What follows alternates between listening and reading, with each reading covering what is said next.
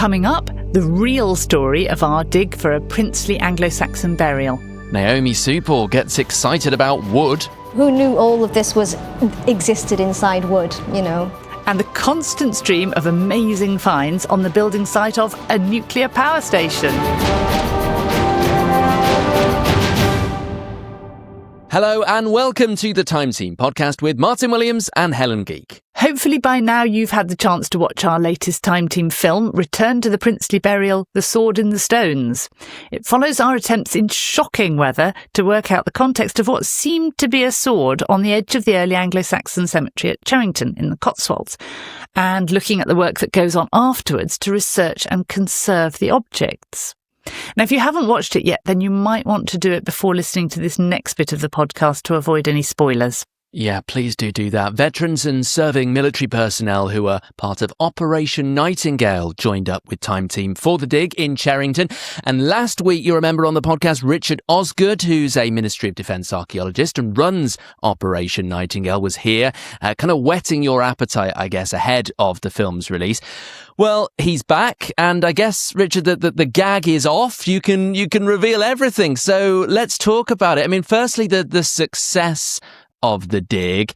As the person responsible for running it in a large part, how successful would you say it was? Oh, phenomenal.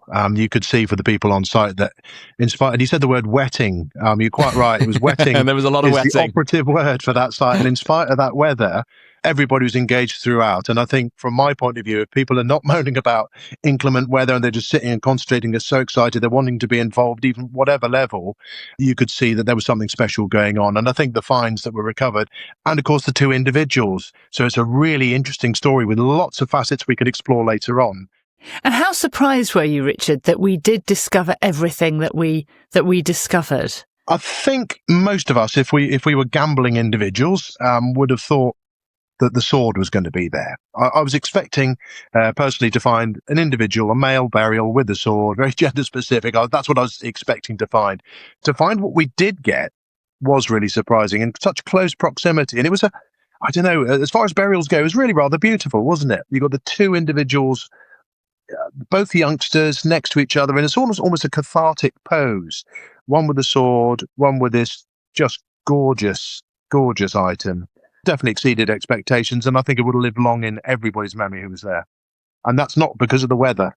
How scared were you in the thick of it that we might lose some of the archaeology to the weather? Because everybody was absolutely racing around trying to... I mean, I saw you at one point digging some kind of massive drain to try to cart the water away. Yeah, I'm a huge fan. I mean, I know everyone's going to joke that they've actually seen me digging on site because I'm usually the one walking around with a clipboard, not doing any work at all. But I did dig on this site, even if it was simply a drainage ditch. It was kind of archaeology in its rawest, wasn't it? Because we know we joke about being up against the clock, but when you throw into the mix weather that makes archaeology really difficult and you can't move around in it, partly because it's not safe, but also you're going to obscure potential cuts and features. That's a real concern. I think we were very fortunate to get a large bulk of it done in the dry, so we knew where we were going. Plus having experts, having conservators on site, having Jackie able to deal with the remains, being able to talk about the Anglo-Saxon items that we're getting, so we know the sorts of things we need to be really careful of, made it easier. I think if we just had it simply with me and the veterans, it would have been even more challenging. They'd have got through it, but I would have been even more concerned. So having a team effort, really important. And we're going to be hearing as well from one of the members of that team, one of the conservators who featured in that film very, very shortly. I'm wondering, looking now, a little while on from when that dig happened, what do you think we've learned that we didn't know before about Anglo-Saxon life? In terms of the box that was found, are we looking at a transitional element in that sort of time period? Because the burials have been going there for over 100 years, I would have thought. Are we looking at quite a change in attitude in early medieval Britain in that one cemetery, and encapsulates that? Maybe I'll throw that to Helen on this subject. Yeah, I think we are seeing a lot of detail about how Anglo-Saxon England is changing during the 7th century, because the workbox in the grave dates it really tightly in a way that we'd never have been able to with just the sword. The workbox is the one object that that it's really hard to argue isn't Christian. So I think we're beginning to see a bit of religion creeping in there, thought of ideology. But one of the things that Cherington seems to be, to me, most important for is the fact that it has so many young people, children, who are being buried in exactly the same way as adults. And that, I think, is also a new thing. That's rare. And I think if you're wanting to think about what's changed, we need to step back a bit and think, well, we've got all these children at Cherington. Let's look at the wider area of children in Anglo-Saxon England and see what that tells us now. You know, a small boy with a sword, he's got a sword, but he's not a warrior. He hasn't got a full set and he couldn't have used it anyway. We need to think about what that means for a place on the edge of Anglo-Saxon England that's presumably where conflict is happening between different cultures. We've got a small boy with a sword. It's complicated. And of course, he's the second boy with a sword from this cemetery, and the swords are almost as big as them. And how many times do we interpret a find as being a toy? We quite often don't. We maybe ascribed a ritual or a votive significance to it, but they could just be toys, and we're just not seeing the children. In the end, what we all want to do is to write a story, and Cherington really helps us do that. But Richard, I wanted to ask you, what's going to happen next? I mean, we've only excavated a very small sample, and although we think we can see patterns, we don't actually know, because there could be hundreds of graves at Cherington. So what is going to happen to that site now? We've got one area at the other end of the field which has several burials, but we've now got another one at the top end. So are there elements between? Now, there was nothing really obvious on the geophysical surveys that we looked at to indicate the rectangle of a grave. This later one, the two individuals with the workbox and the sword, that didn't show as a grave. So are we looking at a very big cemetery? And it could well be the case. And the geophysics itself, the whole survey of the area, shows there are what we presume are Roman features throughout. There are probably Anglo-Saxon features as well. So there's a lot of archaeology in the vicinity. Now, Henry the farmer, who was one of the stars in the previous show, he's very keen that we come back, but it's all dependent on funding. These things cost a lot of money, not just on the excavating and the logistics, but also on the conservation, because if you're finding objects of this quality, you really do need to consider that and how the long-term element of it. Henry's not ploughing this particular field because he knows how important it is. That's a fantastic offer from him, but I'd love to go back, but it's a case of funding. Let's hope. And thank you so much, Richard, for coming onto the podcast again for the second time in 2 weeks. Pleasure. Well, I really hope everybody enjoyed the programme, and I think it's difficult not to when you find things like that. Absolutely. Well, as we've discussed, there are some astonishing finds from our dig at Cherington. The sword that we talked about, the beautiful workbox, and they were taken to conservator Pieter Greaves, who had the job of painstakingly cleaning and restoring them.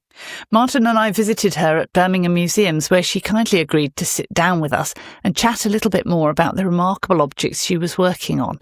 Now, Pieter died last year, not long after we'd filmed with her, and we're playing you an excerpt of the conversation that we recorded with permission and in tribute to her career and her amazing talent as a conservator. Yes, and Pieter was talking to us about the amazing finds that came out of the Cherington excavation, which she'd been working on, including the workbox we mentioned. You know, it's such a rare object. And yeah, I've never worked on one before. You know, I've done a few swords before. They're always, they're always great to work on swords. But to have something new, something, different to investigate, I think that's, Are great. You wondering what a workbox is, Martyn? Well, yeah, let's break this down and explain a little bit more. What is this workbox? Who would have used it? Give me the details, Pieter. Oh, I'm not sure I'm the best person to tell you that, actually. I think Helen probably Helen, let's bring you in. Well, it's a little tin, isn't it? Yeah. That's the best way of describing it. It's a little tin, a bit like a biscuit tin, but only about the size of a ball of wool or something like that. Inside, they sometimes have scraps of textiles, scraps of fabric, and that's what's led to them being called workboxes.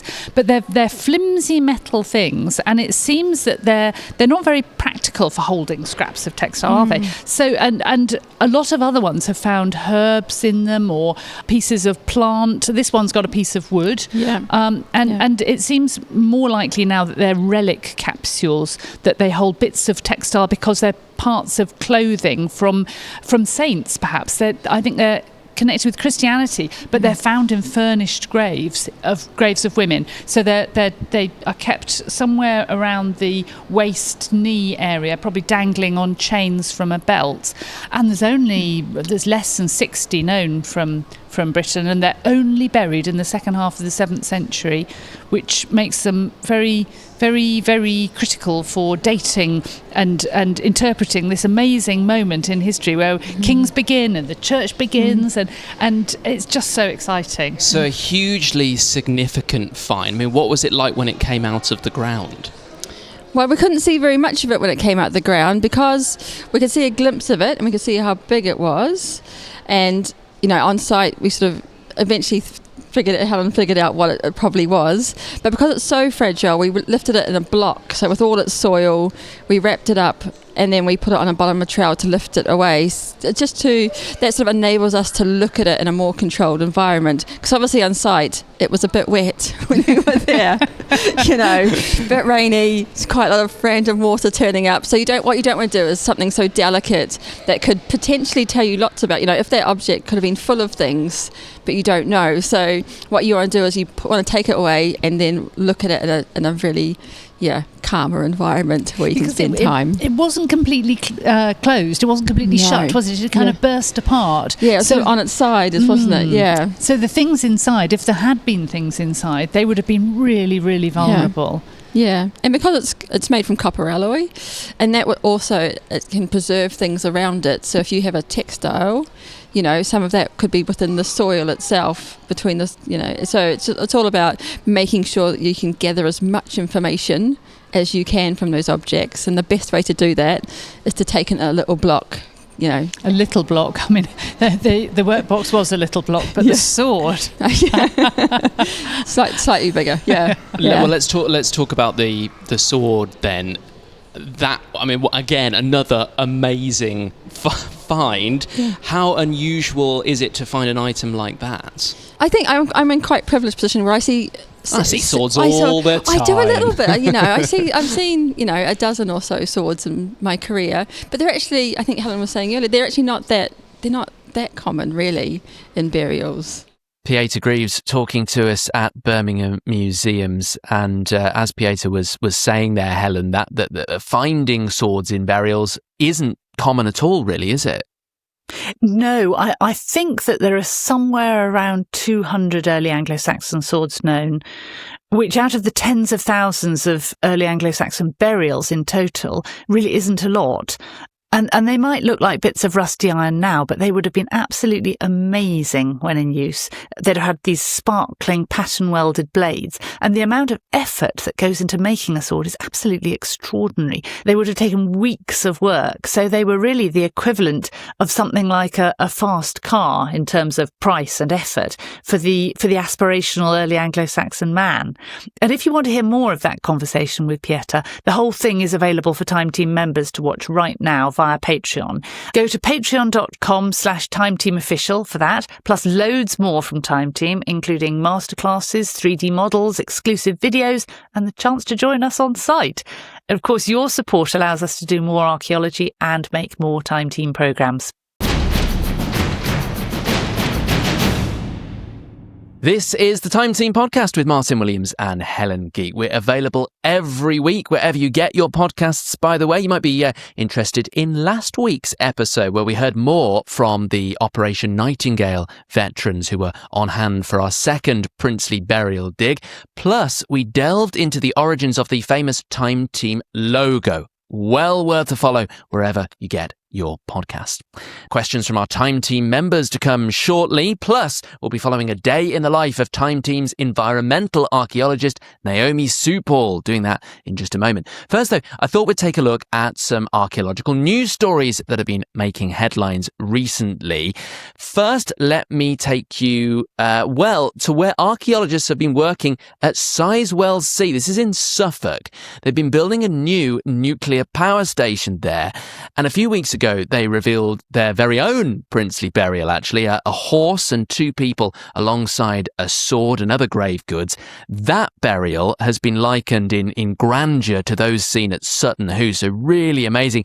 But that's not the only discoveries that the team from Oxford Cotswolds Archaeology have been making, Helen. I mean, what haven't they found? Because this is the biggest excavation in the country at the moment.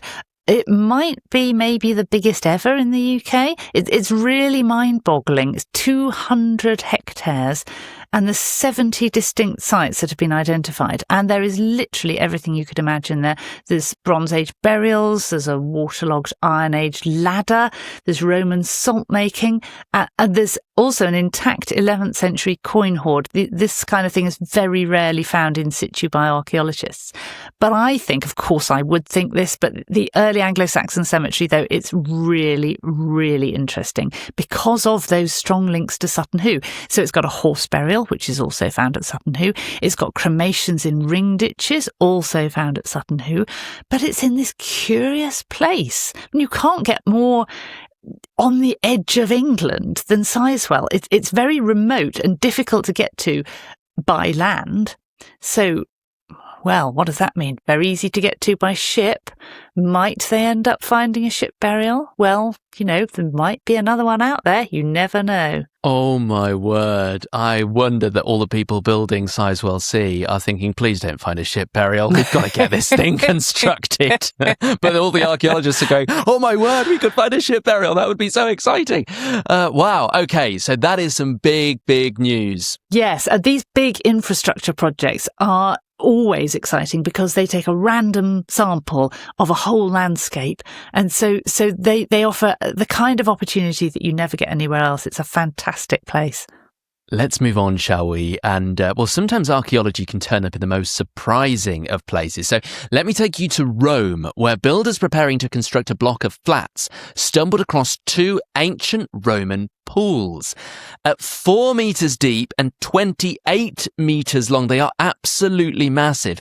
But the experts at the moment are baffled as to what they might have been used for. Yes, I find these really completely baffling, mainly because of their depth. 4 metres deep. What is going on there? Now, to put this in a bit of context, we're talking about the 2nd century BC here. So it's at the height of the Roman Republic, well before Roman Britain and the Roman Empire.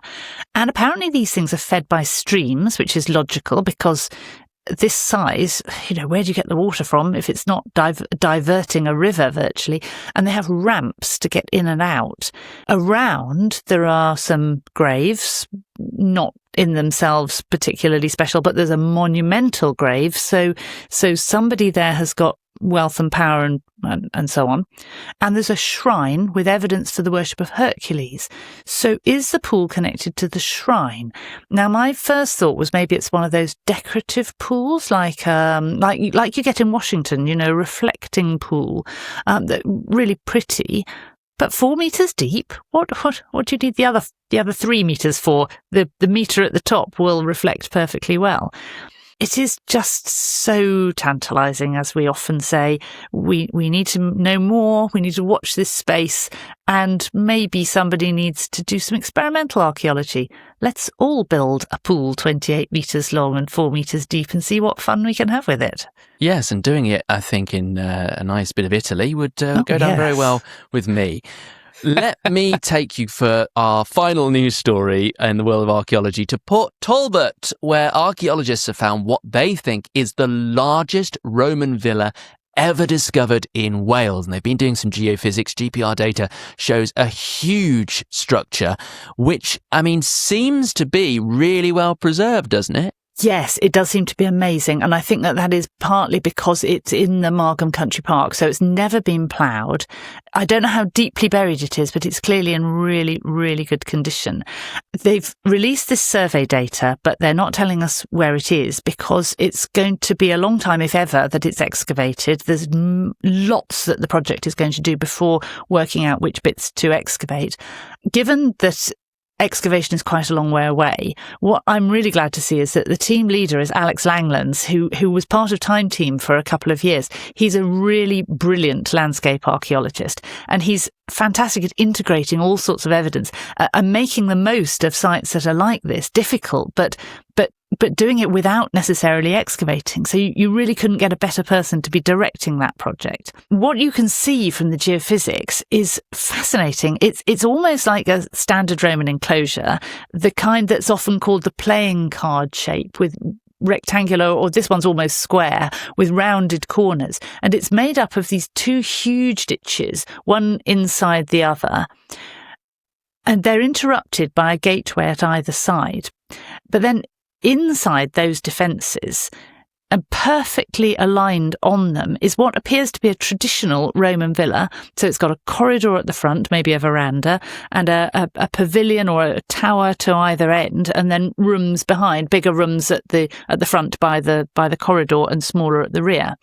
It's clearly a site of wealth and power, and the fascinating thing about that is that Margam has been always known as a site of medieval power. It's got this cluster of amazing early Christian stone sculptures there. And then later on, it's got a huge Cistercian monastery. I mean, it's an important place right back to the Roman period, but I don't think anybody thought that it had an actual Roman precursor. So this is so fascinating.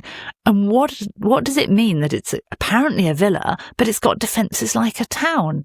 And how much more is there going to be possible to do before putting spade into the ground? You know, it's such a fascinating discovery. It really is. And I think a lot of people are getting very excited about it. There we go then. That is it from Time Team News. We're going to have more archaeology stories from around the world very soon.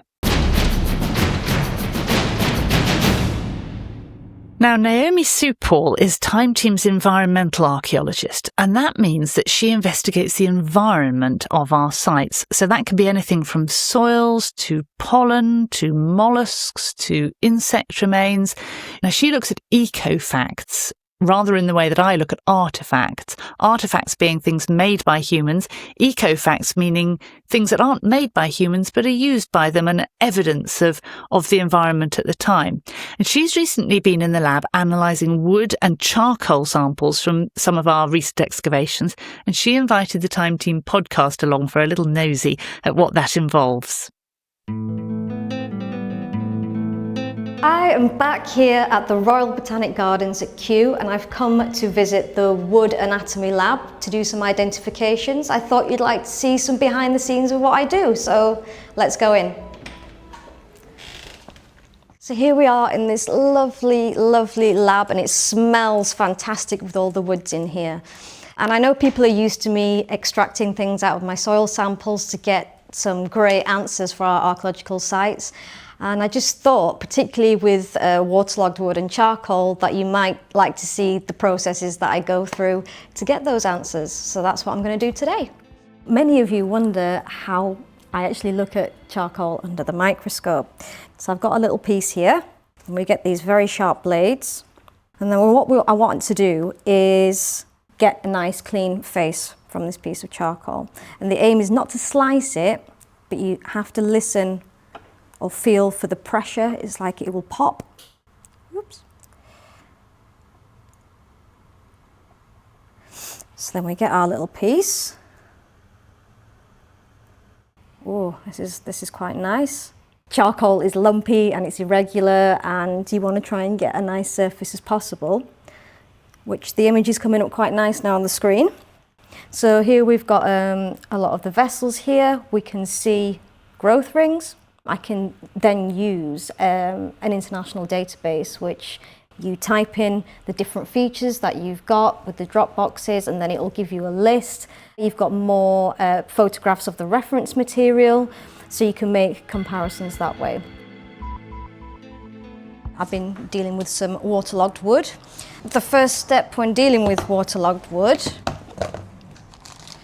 we take it out of its bag. And all we're going to do, we're not going to be harsh with it at all. I'm just going to give it some running water, maybe sponge some water over it, just to clean it a little bit, so we can start to identify some of the features.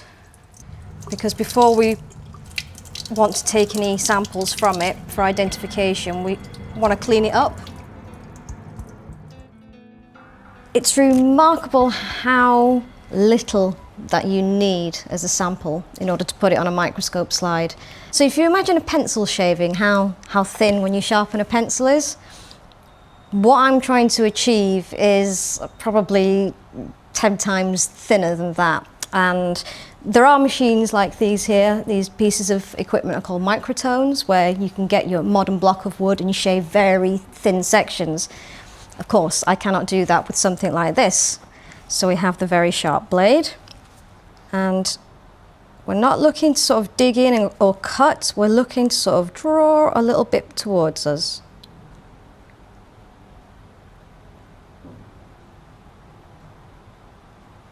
Okay, then we lift that.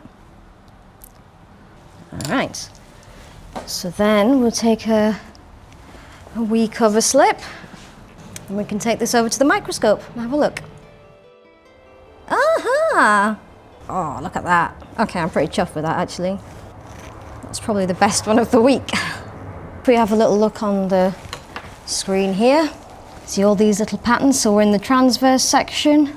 Each species has its own kind of signature, its own pattern. It's no different to anything else that we look at, and this is quite diagnostic.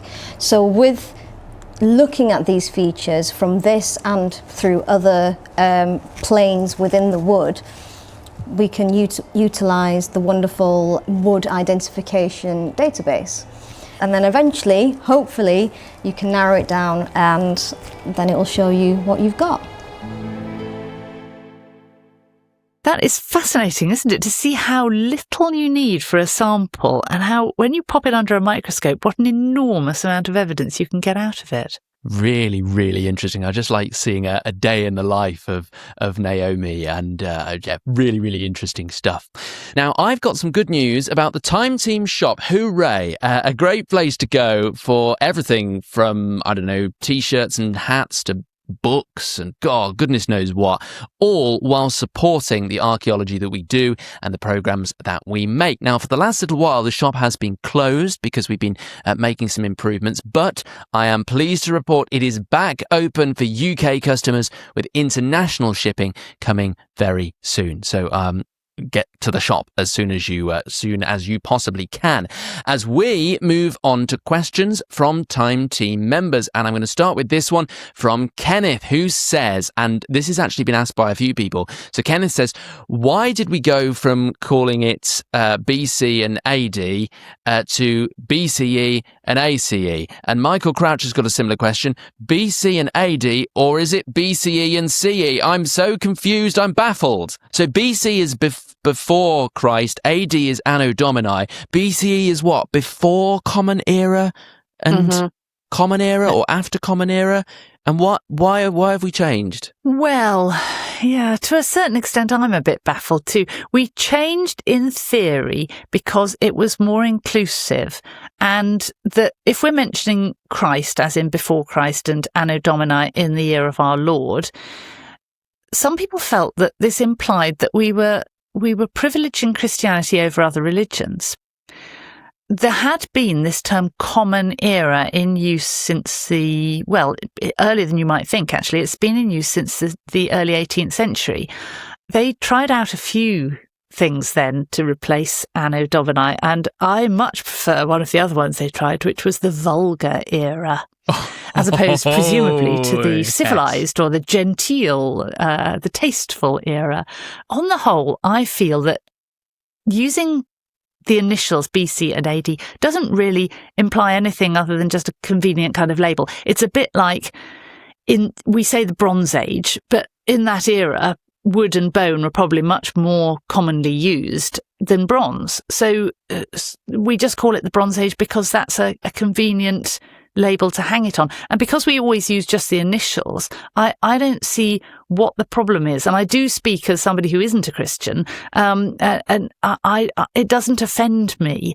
The problem is that we're never going to be able to take the numbers away. That break between the negative numbers and the positive numbers is always going to stay in that same place around the time of the birth of Jesus, whatever you think of Jesus. I think you've almost accidentally there hit on what the answer is. Let's just remove the letters completely and let's just go positive and negative numbers. It's 320 or it's minus 320, and there we go, and everybody's happy. Let's move on to the next question, and I really like this question from Rose here, who says, are there many knitting needle finds? I hear a lot about drop spindles being found, but hear so little about the tools needed for further down the production line. What do we know about the invention of the knitting needle? I am so glad you asked, Rose, because this has been one of my little amateur interests for years and years and years, ever since my sister recommended to me a book by the Bishop of Leicester called A History of Hand Knitting. When you're a knitter, as my sister is, you know that you can make these warm, cosy garments that are stretchy. They're tailored to the body. They have no waste. And you can make them essentially with what is 2 sticks. I mean, the technology is very, very simple. Are they not the earliest and simplest forms of textile production? That would be common sense, wouldn't it? But I've always thought that common sense is not a good guide to the past. Now, if you compare a loom to that, after you've done all the spinning, you then have to set up this giant machine and painstakingly weave your weft in and out of your warp. I mean, this thing, the warp-weighted loom, the standard simple loom, is going to take up half your house. So why is weaving the technology of the past and not knitting or crochet when you think it is common sense to make these simple technologies first and then come on to the more complicated ones later? Common sense. Innovation, these clever innovations are actually much, much rarer than you think. Crochet, weirdly, doesn't seem to have been invented until the 19th century, and knitting isn't an awful lot older, not in the great scheme of the whole of human history. Our earliest evidence is 11th century Egypt, and that is 11th century AD, not BC. It's not minus 11th century. It is in the medieval period. It's CE. Or whatever. We don't get knitting in England until the 16th century. It takes ages to filter through from the Mediterranean. But the next point in our story comes with Queen Victoria. Apparently, she was a keen hand knitter. She was very instrumental in promoting knitting, particularly during the Crimean War. And this is where the weirdness comes in. There is a huge link between war and knitting. So that as mass participation war comes in, so we've got the Crimea, the Boer War, First World War, Second World War, knitting is one of those things that can be done by the women at home on the home front as a patriotic duty or to keep in touch with their menfolk at the front. It's really after the First World War that the knitted jumper becomes absolutely ubiquitous. You have the twin set and you develop all the crew necks and the polo necks and the turtlenecks and the funnel necks for jumpers, which have just never been in fashion before. The woolly jumper just doesn't really exist. Before anybody emails us and says, but what about Viking socks? There are Viking socks. Yes, I know there are Viking socks, and the word sock is used by in Old English, it's used by the Anglo-Saxons. But these seem to be not knitted socks. They're a thing called knallbinding. I think that's how you pronounce it. And knallbinding's done on a frame, as I understand it, a small frame of limited area. It's like halfway between weaving and knitting. Knitting is so great. It's so wonderful. It's so unique. And yet it's so recent. It is absolutely extraordinary. So thank you, Rose, for allowing me to witter on about knitting. I can do it forever, but I'll stop. I'll stop now. The embarrassing thing is, although I can talk about it, I can't actually knit. I kind of know how to, but I'm not very good at it. So please don't ask me to knit anything. Okay, well, I wasn't going to, but it's good to know that it would be wasted if I did. Rose, thank you for that question. And yes, thank you for all of the questions that keep coming in. Please do keep sending them. If you're a Time Team member, you can ask a question on the very special community section chat. Very easy to find. Just click on the community and chat, and it's obvious what you do there to get a question to us. If you want to be a Time Team member, that is how you get access to that, but also all all of the other things that we do as part of our special offerings to Time Team members. So the masterclasses, the 3D models, all of that sort of stuff. It's all there. Patreon.com/timeteamofficial is where you need to go to access it. Now, next week is something a bit special. We're bringing you the podcast that we recorded at Time Team's party, our 5-year anniversary of the reborn Time Team, which we had at a pub in London. Now, the whole team got together and we're letting you in on the chats that we had around our, well, in some cases pints, in other cases a large gin and tonic. Martyn tried to get us to answer questions, and the results were, I think it's fair to say, variable, Martyn. So, and I haven't listened to this. I'm so looking forward to seeing what you made of the slightly boozy conversations that I think it's fair to say we had. Yes, drink was consumed and questions were answered. It's a bit of fun. It was quite loud, but it's well worth a listen, and you'll be able to hear that next week on the next edition of the Time Team podcast. Bye-bye. Bye-bye.